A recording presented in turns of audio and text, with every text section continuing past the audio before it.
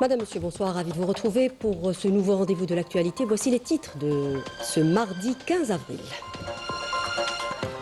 Retour dans ce journal sur la décision souveraine de l'Algérie de déclarer persona non grata 12 agents exerçant auprès de l'ambassade des consulats de France, qui fait suite à l'arrestation d'un agent consulaire algérien accrédité en France. Dans un entretien exclusif à la télévision algérienne, le secrétaire d'État auprès du ministre des Affaires étrangères, chargé de la communauté nationale à l'étranger, revient sur cette arrestation survenue dans des conditions inédites, sans recours aux moyens légaux reconnus par les autorités françaises. L'Algérie a obtenu ce mardi un siège au Conseil de paix et de sécurité de l'Union africaine pour un mandat de 3 ans, une élection qui vient confirmer son rôle et sa place sur le plan continental. Coopération algéro-chinoise avec la tenue du forum d'affaires des deux pays sur l'investissement en Algérie. La rencontre s'est soldée par la signature de plusieurs accords de coopération.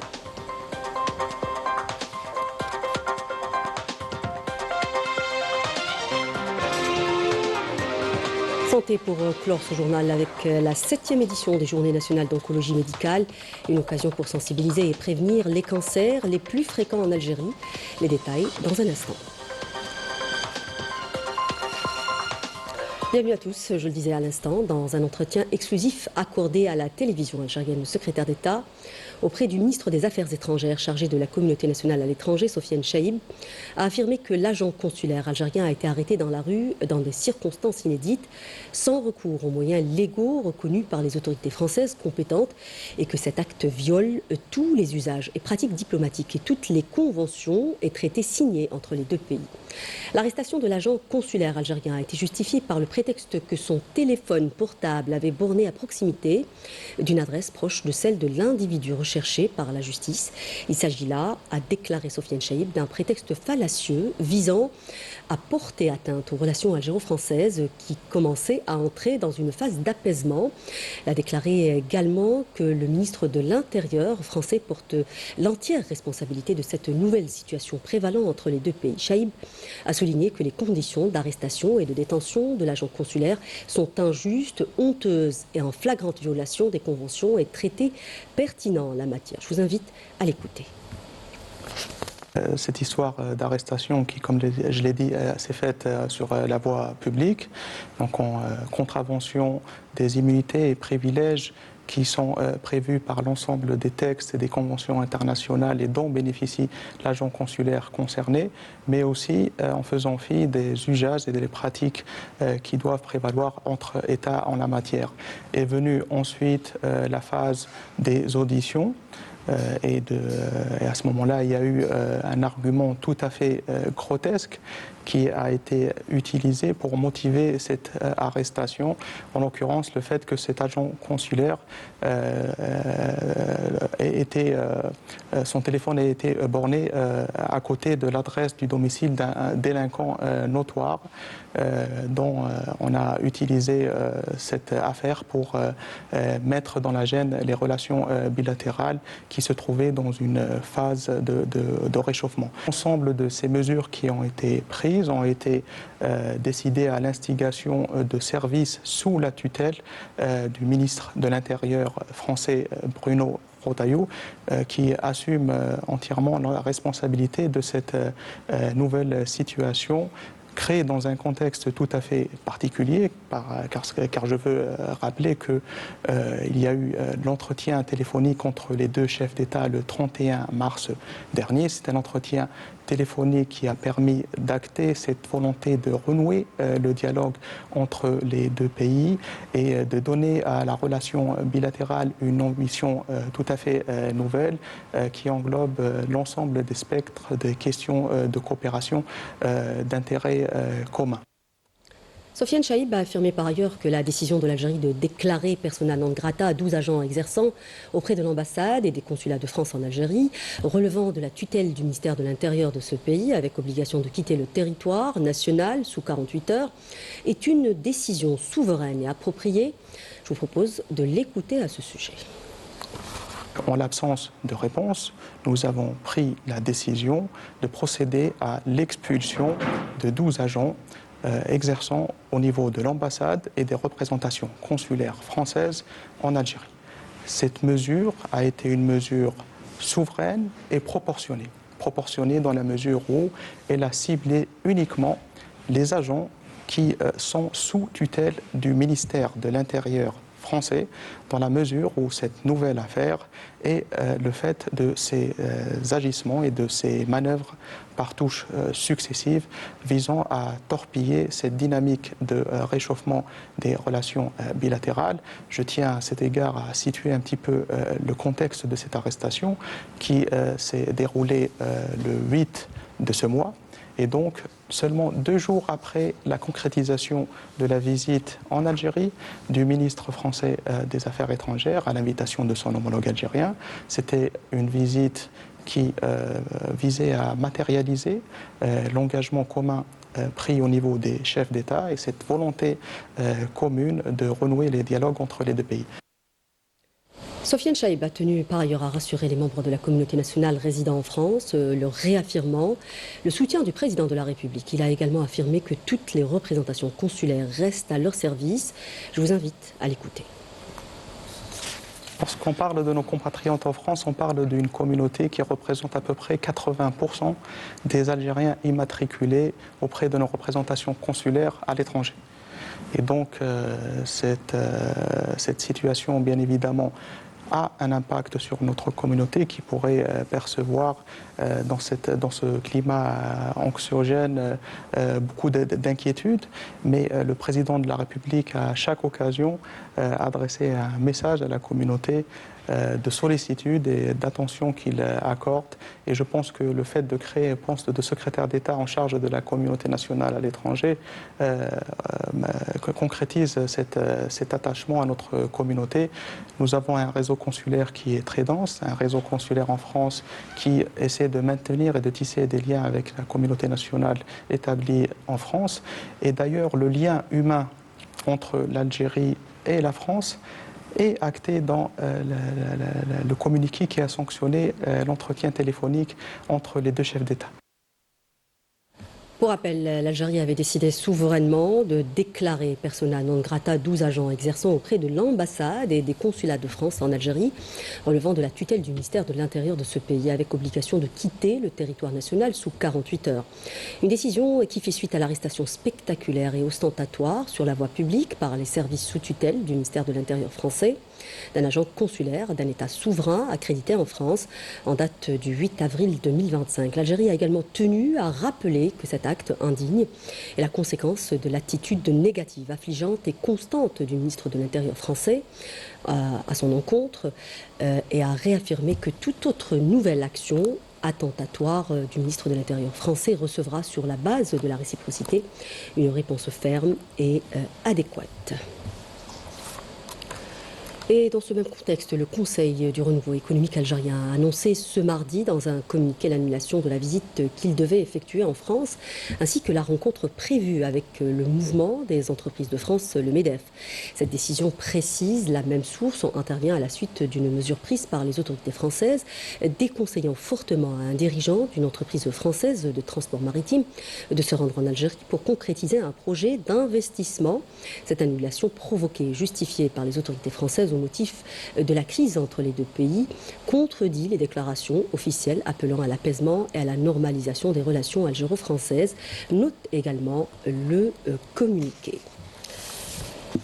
L'Algérie a obtenu ce mardi avec brio un siège au Conseil de paix et de sécurité de l'Union africaine pour un mandat de 3 ans. L'Algérie a scellé les résultats du vote en sa faveur après avoir obtenu la confiance de 34 pays africains lors du 3e tour des élections contre 15 voix pour la Libye. Cette élection vient confirmer le rôle et la place de l'Algérie sous la conduite du président de la République, Abdelmadjid Tebboune, dans la promotion de la paix et le rétablissement de la sécurité dans le continent africain. Toujours à Addis Abeba, le ministre d'État, ministre des Affaires étrangères, de la communauté nationale à l'étranger et des affaires africaines, Ahmed Attaf, a participé aujourd'hui au siège de l'Union africaine aux travaux de la 24e session extraordinaire du Conseil exécutif de cette organisation continentale. Cette session extraordinaire est consacrée au parachèvement des élections concernant les sièges et postes vacants au niveau des organes de l'UA. Ahmed Attaf a eu en marge de cet événement des rencontres bilatérales avec nombre de ses homologues qui ont permis un échange de vues sur les principales questions accordées abordée plutôt au niveau africain. Autre actualité, le général-major Mohamed Salah Ben Bisha, secrétaire général du ministère de la Défense nationale, a reçu ce mardi en audience au niveau du siège du ministère de la Défense nationale Yuri Valaev, vice-président du comité russe de défense et de sécurité du groupe d'amitié parlementaire algéro-russe, accompagné d'une délégation de haut niveau. À cette occasion, les deux parties ont tenu des discussions bilatérales en présence du chef de département des approvisionnements et du directeur des relations extérieures et de la coopération du ministère de la Défense nationale, aux côtés des membres de la délégation russe qui l'accompagnent. Les discussions ont porté sur les domaines d'intérêt commun, à l'instar de la commission mixte chargée de la coopération militaire et technique. Les deux parties ont également salué l'excellence des relations bilatérales et des mécanismes de concertation et de coopération entre les deux pays. À l'issue des deux parties ont échangé des présents symboliques. Début ce mardi à Alger des travaux du Forum d'affaires algéro-chinois sur l'investissement sous le thème Partenariat solide, coopération économique durable. La rencontre qui se tient sous le haut patronage du président de la République est organisée par l'Agence algérienne de promotion de l'investissement.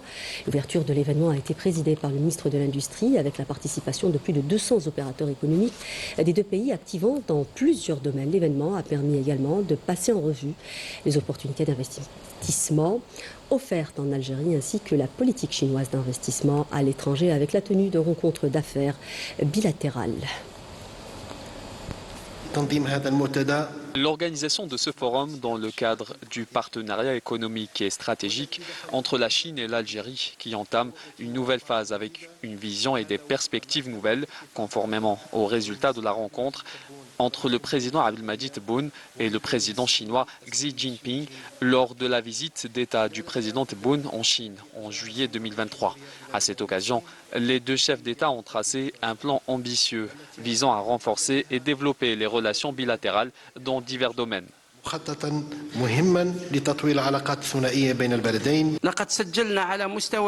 Nous avons constaté ces derniers mois au niveau de l'agence algérienne de promotion de l'investissement un intérêt croissant de la part des entreprises chinoises pour l'investissement direct en Algérie. L'AAPI a enregistré 42 projets chinois d'une valeur de 4,5 milliards de dollars, dont la plupart sont des investissements directs dans le secteur industriel, ce qui reflète une confiance croissante dans le marché algérien.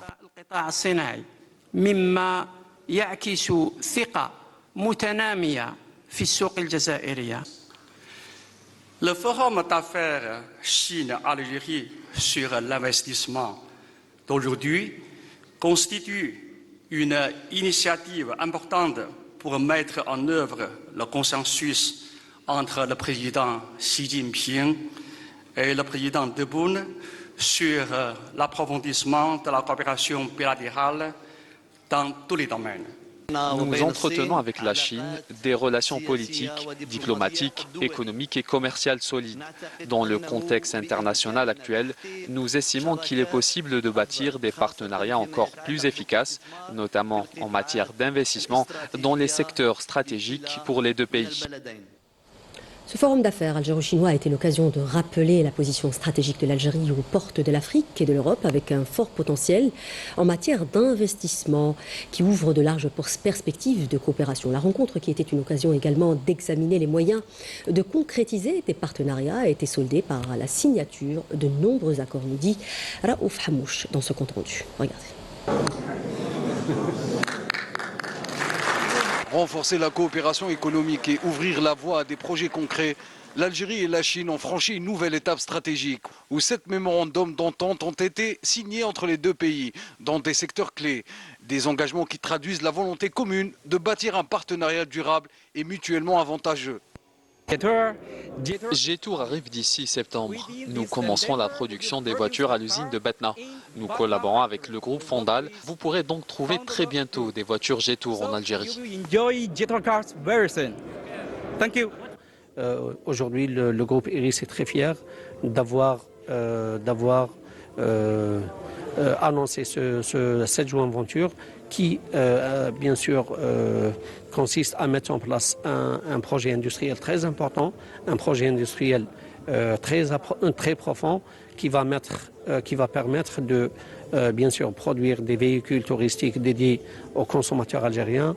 Aujourd'hui, nous avons conclu une convention avec un géant chinois, la marque Hisense, qui est numéro 1 Chine dans l'électroménager et l'électronique, pour construire une usine, le plus grand complexe de fabrication des climatiseurs en Afrique. 2 millions d'unités par an, 1,6 million seront destinés à l'export pour un chiffre d'affaires de 320 millions de dollars par an. La présence d'entreprises chinoises en grand nombre montre l'intérêt de l'économie algérienne, de l'investissement en Algérie. Et la présence aussi d'entreprises algériennes à ce nombre-là, c'est aussi une preuve que les gens recherchent des opportunités d'investissement, qu'il y a un dynamisme en Algérie, que l'économie algérienne est en mouvement. Et ça, c'est déjà quelque chose de très positif. Aujourd'hui, on a signé une convention avec notre partenaire chinois pour la production des motocycles électriques. Donc c'est un produit nouveau ici en Algérie. On prévoit d'atteindre en premier lieu une production de 30 000 unités par an pour satisfaire le besoin national. Ensuite, on prévoit l'exportation. Dans la foulée, plusieurs réunions de travail B2B ont eu lieu entre les opérateurs économiques algériens et chinois. Des discussions directes qui ont permis d'explorer les opportunités d'investissement en vue d'initier des partenariats et de concrétiser des projets ici en Algérie. Nous sommes faire une réunion avec les clients algériens parce que nous sommes une entreprise qui concerne les machines métalliques sur les chantiers. Et maintenant, on a rencontré le monsieur qui a une entreprise déjà à Oran. Peut-être on va communiquer un peu sur notre plan au futur. J'espère qu'on va faire une bonne coopération. C'est un honneur aujourd'hui d'être ici, dans ce forum algéro-chinois. Les opportunités sont là. Nous voulons que nos amis chinois fassent de ce partenariat un objectif pour cette relation internationale, chinois-algérien. Avec ces nouveaux engagements, Alger et Pékin consolident une relation économique en pleine expansion, fondée sur la complémentarité, la confiance et des projets à haute valeur ajoutée pour les deux nations. Dans l'actualité politique, en application de la décision du président de la République, le Premier ministre Nadir Larbaoui a présidé aujourd'hui la cérémonie d'installation de Mohamed Boukari en tant que président du Conseil national économique, social et environnemental, en remplacement de Rabia Kharfi. Le Premier ministre a rappelé à l'occasion que le président de la République avait posé les bases d'une stratégie de développement multidimensionnelle basée sur une économie forte, la justice sociale et le développement durable. Prise de fonction également ce mardi de Kamel Rzik en tant que ministre du Commerce extérieur et de la promotion des exportations, et ce en remplacement de Mohamed Boukari qui a été nommé donc par le président de la République président du Conseil national économique, social et environnemental, le CNESE. La cérémonie de passation de pouvoir s'est déroulée au siège du ministère en présence de ses cadres centraux et de représentants d'établissements sous tutelle. Je vous propose d'écouter Kamel Rzik et Mohamed Boukari. Grâce à la conjugaison des efforts, nous atteindrons les objectifs fixés par le président de la République pour ce secteur. C'est pourquoi j'espère que nous poursuivrons ensemble le travail entrepris par le ministre avec vous, en coordination étroite avec nos frères et collègues des autres ministères, afin d'atteindre tous les objectifs tracés par le président, qu'ils soient à court, à moyen ou à long terme.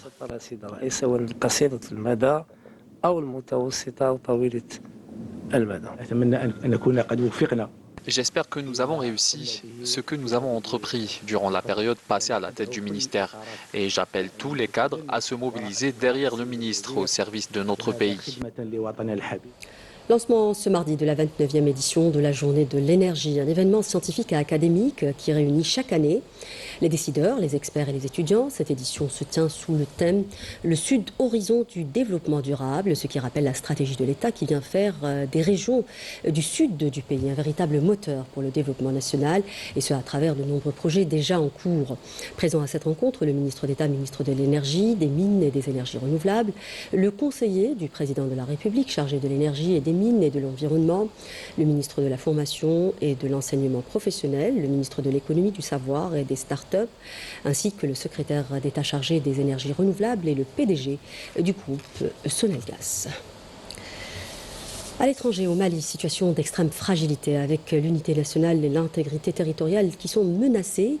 La junte militaire au pouvoir est dans l'incapacité de réduire le risque posé par les groupes terroristes et les réseaux criminels. Fouziya Tej, Majda Jahmoun. Regardez. Le régime putschiste en place au Mali ravive les tensions ethniques et communautaires, plongeant le pays dans une spirale de conflits internes. Dans ce climat de fragmentation, une figure s'impose, Assimi Goïta, un soldat peu connu qui devient le visage d'un régime autoritaire qui a confisqué l'État et précipité le Mali vers un sort inquiétant. Aujourd'hui, nous avons, c'est-à-dire d'autres choses, d'autres adversaires, d'autres gens qui sont là, qui sont en train d'instrumentaliser nos communautés, nos appellations, nos couleurs, nos différences, et pour nous opposer les uns aux autres. On doit faire extrêmement attention à ça. C'est pour ça aujourd'hui même, dans la situation dans laquelle notre pays est, il faut qu'on fasse attention aux amalgames. Et on doit les combattre avec la plus grande fermeté. À Bamako, le pouvoir ne repose pas sur une vision nationale. Il est plutôt imposé par les armes et soutenu par des forces extérieures qui sèment le chaos et étouffent toute tentative de réconciliation. Aujourd'hui, des gens restent à distance et essayent de nous mélanger pour que derrière, on fait la guerre. Quand on va faire la guerre, pendant qu'on est dans des dizaines d'années de guerre entre nous à s'entretuer, eux vont venir piller nos ressources tranquillement. Qui va être gagnant? Goïta et ses alliés règnent par la peur. Ils piétinent les appels à la paix, préférant consolider son emprise au lieu de préserver l'avenir du Mali. La militante française des droits de l'homme Claude Mangin, épouse du militant sahraoui Naama Asfari, emprisonnée au Maroc, a entamé le 30 avril dernier une marche d'Ivry en France qui la mènera à Knitra au Maroc. Le groupe de marcheurs a fait halte ce week-end à Bordeaux en France. Le but de cette démarche étant d'exiger le respect du droit international, la tenue d'un référendum et la liberté des prisonniers politiques sahraouis. C'est un papier signé Amira Sefta. Regardez. La 5e étape de la marche pour la liberté des prisonniers politiques sahraouis s'est tenue à Bordeaux. Marquée par un fort soutien populaire, cette initiative de soutien à la cause sahraoui dénonce les violations des droits humains subies par les Sahraouis détenus arbitrairement dans les prisons marocaines. Nous sommes venus soutenir le peuple sahraoui dans sa demande d'autodétermination telle qu'il a été prévu par l'Organisation nationale des Nations Unies. Nous, en tant que membre d'un parti politique français, de participer à la libération d'un peuple, au moins dans un premier temps, à la reconnaissance du peuple sahraoui. Donc, cela fait 2 semaines maintenant que nous sommes en marche pour la liberté. Cette semaine, nous avons vécu de grandes aventures franco-marocaines. Mais en fait, c'est bien la libération des prisonniers politiques sahraouis que nous demandons. La campagne vise à alerter l'opinion publique mondiale sur la situation des prisonniers politiques sahraouis, incluant une marche de 3000 km ainsi que des actions dans plusieurs villes françaises et espagnoles. La marche a incarné l'esprit de solidarité à travers des défilés dans les rues de plusieurs villes françaises. Elle a également donné lieu à des rencontres de sensibilisation organisées par plusieurs associations françaises, créant un dialogue avec la société civile française.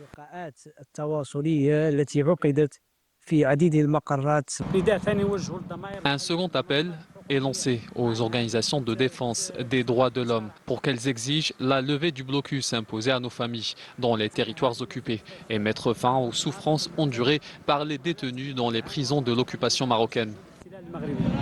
Sillonnant plusieurs villes françaises, bientôt espagnoles, cette marche incarne la solidarité internationale et appelle au droit du peuple sahraoui à l'autodétermination, selon la légalité onusienne que le Maroc refuse toujours de respecter. Poursuite ce mardi de l'agression génocidaire sioniste en Palestine occupée. 3 Palestiniens sont tombés en martyrs dans des bombardements de l'armée d'occupation sur les villes de Beit Hanoun et de Khan Younes au nord et au sud de l'enclave. Cela intervient, rappelons-le, après la mise hors service de l'hôpital Al-Ahli. Après des bombardements, le seul hôpital à desservir les populations du nord de la ville de Gaza. C'est un papier signé Wissam Abouzaïd Mrindamis. Ce matin, au moins 3 Palestiniens sont tombés en martyrs dans des bombardements de l'armée sioniste sur les villes de Beit Hanoun et de Khan Younes, au nord et au sud de la bande de Gaza. Plus des 2 tiers de l'enclave sont désormais soumis à des ordres de déplacement. Les familles fuient chaque jour, mais sans savoir où aller. Nous n'avons nulle part où aller. Nous allons devoir rester dehors. On a peur pour nos enfants. Ma fille est blessée. On lui a amputé une jambe. Et malgré tout, ils continuent de nous bombarder encore et encore. Même ceux qui ont fui ne sont pas à l'abri des bombardements sionistes. Ce camp de déplacés, situé à l'est de Khan Younes, a été visé par des frappes. Les bombardements ont fait des dizaines de morts et de blessés. Les familles ont de nouveau été contraintes de fuir. Plus aucun endroit n'est sûr à Raza. Nous sommes revenus dans notre ancien quartier, mais il ne reste plus rien ici. Les familles ne fuient plus seulement les bombes. Elles fuient aussi la faim et la soif. Déplacées à plusieurs reprises, chassées de leur maison puis de leur camp, elles tentent de survivre dans des conditions humanitaires catastrophiques. La fermeture des points de passage par l'entité sioniste empêche l'entrée de l'aide humanitaire. La famine s'intensifie, en particulier chez les enfants, dans les corps amaigris, révèle à eux seuls l'ampleur de la catastrophe humanitaire.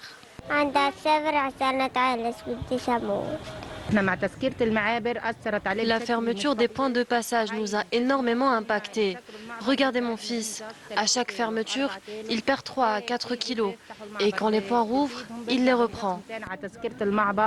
Depuis plus de 7 semaines, aucune aide humanitaire essentielle n'a été autorisée à entrer dans la bande de Raza. Les conséquences sont dévastatrices. Les stocks de nourriture s'épuisent rapidement, tandis que l'eau manque drastiquement.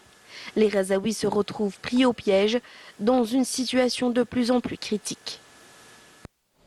Et pour terminer, partons à Béjaïa pour parler santé avec la tenue depuis hier de la 7e édition des Journées nationales d'oncologie médicale. Une occasion pour sensibiliser et prévenir plutôt les cancers les plus fréquents en Algérie, dont la plupart peuvent être évités. La rencontre est aussi un espace de partage d'expertise et de renforcement de la coordination nationale pour améliorer la prise en charge des patients. Amira Sefta.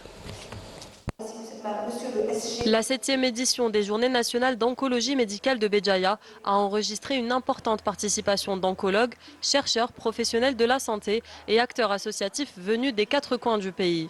Nous sommes là pour discuter de la prise en charge du cancer du sein chez la femme. Avec le dépistage précoce, on pourra arriver à un taux de guérison important et نحسنوا كاع les stades اللي راهم يجونا فيهم ولا راهم 50% دوك يجونا un stade précoce ماذا بينا يزيد ويزيد اكثر ان شاء الله. La prise en charge تحسنت et ça c'est grâce aux efforts qui sont faits par d'abord les autorités, le ministère de la santé. Il y a une véritable volonté politique pour combattre cette maladie. Ça, c'est extraordinaire. Les innovations thérapeutiques. Donc, également dans l'exploration et dans l'exploration de le diagnostic et le dépistage, et ils suivent le même chemin. Donc c'est important d'informer, de former les médecins dans les différentes spécialités, d'accord, pour améliorer la prise en charge de nos patients. Au cœur des échanges, les cancers les plus prévalents en Algérie, notamment le cancer du sein et le cancer colorectal, 2 pathologies lourdes qui représentent un enjeu majeur de santé publique, tant sur le plan de la prévention que de la prise en charge thérapeutique. Traiter des patients, quand ils venaient avec des cancers du sein métastatiques, on donnait systématiquement la chimio. Maintenant, la donne a changé.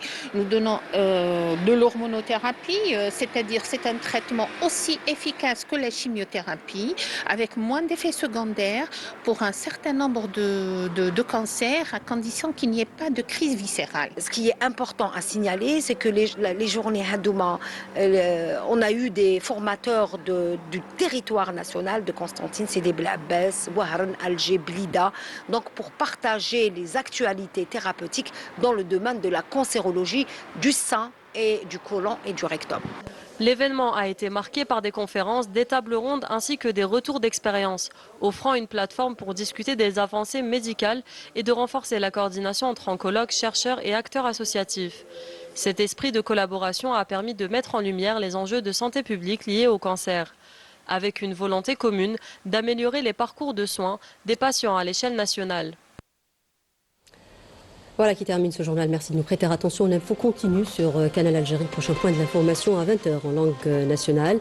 J'aurai le grand plaisir de vous retrouver demain à 19h. Excellente suite des programmes sur notre chaîne. Au revoir.